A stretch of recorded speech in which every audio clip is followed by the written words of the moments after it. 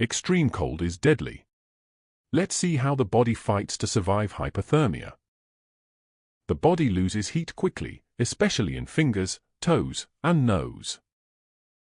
To protect vital organs, blood vessels narrow, keeping heat in the core.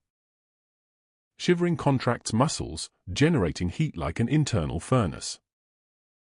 Mild hypothermia, shivering. Moderate, slow movements. Severe, unconsciousness. The brain slows down, causing confusion and poor judgment.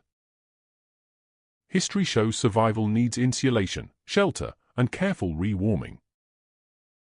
Rewarming must be slow. Sudden heat can cause shock. Layer clothing, stay dry, find shelter, and eat energy-rich food. The body is resilient, using heat conservation strategies to survive. Learn something new? Like and subscribe for more survival science.